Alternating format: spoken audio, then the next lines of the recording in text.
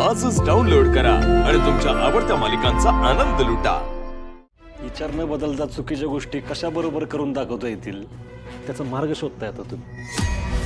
हे सगळं कुकर वाटप करून प्रत्येक घरातल्या बाईला तिची जागा स्वयंपाकघरापुरती कशी मर्यादित आहे हेच दाखवून दिलं ना तुम्ही। तिच्या अस्तित्वाला कमीच लेखलं तुम्ही। आम्ही केलेल्या प्रत्येकच गोष्टी तुम्ही चोकात शोधता तर आम्ही तरी काय बोलणार आहात। बरं तसं नसेल तर मग प्रत्येक बाईच्या शिक्षणासाठी काहीतरी उपयोगी पडेल, तिला तिच्या पायावर उभं राहता येईल याच्यासाठी काहीतरी का देऊ नाही वाटलं तुम्हाला? स्वयंपाक बनवायचं कुकरच का दिसलं तुम्हाला? हा म्हणजे कुठलंच काम कमी नाही डॅडी, स्वयंपाक करणं हे पण मोठंच आहे काम। पण तुमचे बाईबद्दलचे विचार तिला परत परत स्वयंपाकघरातच ढकलतो, तिला तिथनं बाहेरच पडू देत नाही। बाईचा दर्जा दुय्यम हे तुमच्या मनात आहे ना अगदी खोलवर बसलेले आहे।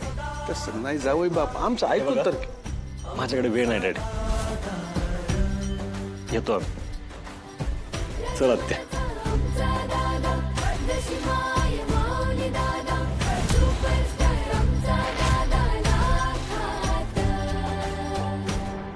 फार वाईट झालं, पण आता काय करणार? तुमच्या चेहऱ्यावरचा मुखवटा कधी ना कधीतरी सूर्याला कळणारच होता की। पण माझ्या भावना आहेत बरं का तुमच्या बरोबर। बाकी खर्च मात्र खूप केलाय हा तुम्ही डॅडी, पण सूर्याच्या मनातला तुमच्यासाठीचा गेलेला आदर मात्र विकत नाही घेऊ शकला तुम्ही। असू द्या हरकत नाही, आपण मात्र प्रयत्न करत राहिले पाहिजे। हं? तुम्ही प्रयत्न करत राहा आणि बघा जमतंय का ते। बाकी काही म्हणा डॅडी, सूर्याने तुम्हाला चांगलंच कामाला लावलं हे मात्र अगदी खरंय। असं काळजी घ्या हं? येते।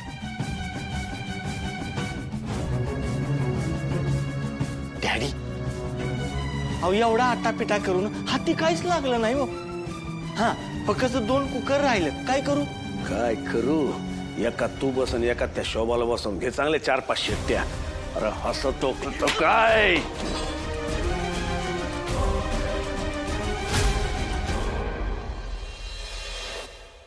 दादा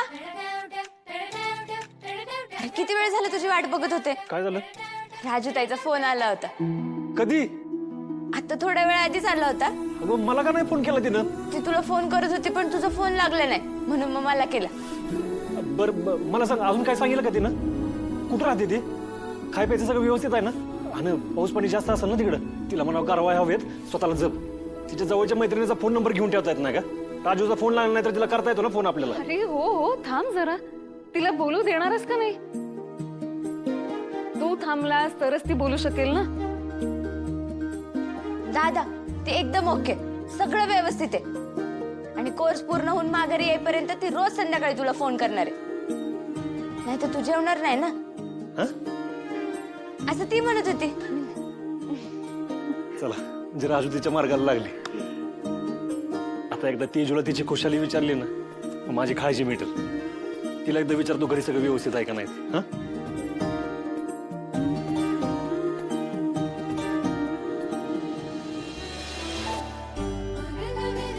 हो दादा सगळं ठीक आहे, तू नको काळजी करू, मी ठेवते आता। तर आता हे सगळं ठरलं असेल तर तुम्ही यादी बनवायला घ्या, म्हणजे कसं आहे आम्हाला अंदाज आला की आम्ही आमच्या कामाला लागू। आता या अशा कामात तुमच्यासारखे आमच्या सुनबाईंसारखे हुशार शिक्षक आहेत म्हणल्यावर आम्हाला काय काळजीचं कारणच नाही। तर हे या खाजगी बैठकीचं कारण होतं। हे सगळं हातात घेऊन तुम्ही लाख मोलाचं काम केलंय डॅडी। सगळं अचानक ठरवलं असं कसं? चांगल्या कामात प्रश्न विचारायची काय गरज नाही तांबे सर। ठरवून असू नाही तर अचानक असू, डॅडींच्या मनात आले ना मग जाऊ द्या, आहे का नाही डॅडी? आणि घरात शिक्षिका सुनबाई म्हणल्यावर असं काय का आमच्या डोक्यात येत असतं। या या तुम्ही यादीच्या कामाला लागा। हा? या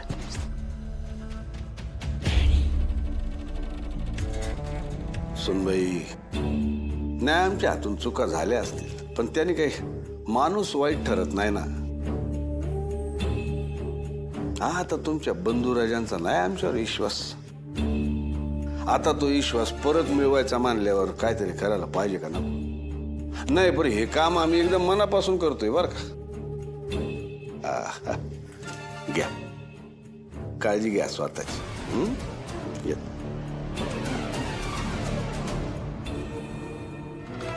हे सगळं खरं असेल तर चांगलंच आहे, पण डॅडींच्या मनात काय चाललं ना हे कळणं अशक्य आहे.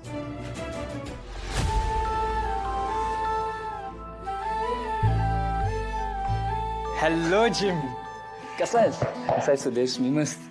अरे केव्हाची वाट बघतोय आम्ही तुमच्या दोघांची. अरे तुझं लोकेशन बदललंय ना, ते सापडणंच लवकर. अच्छा.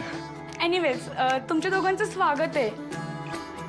आणि तुझं नाव धनू ना? वय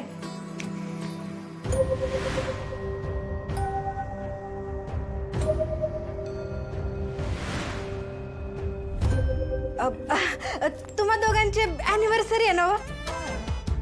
हे घ्या, लग्नाच्या वाढदिवसाच्या हार्दिक शुभेच्छा. थँक्यू. Thank you so much. या ना तुम्ही बसा. या युनिव्हर्सिटी. थँक्यू बस. अरे दीपक कसा आहेस? बरं, तू कसा आहेस? मी मस्त. बस बस. तुम्ही बसा, मी आलोच. दीपक चल ना काम.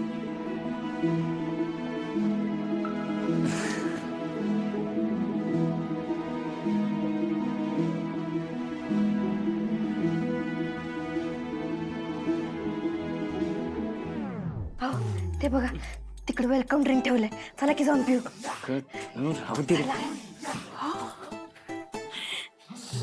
गॉड नोज याच्यात ही काय घेऊन आली असेल काय माहित. हो ना, आणि असल्या फंक्शन मध्ये प्रॉपर साडी वगैरे.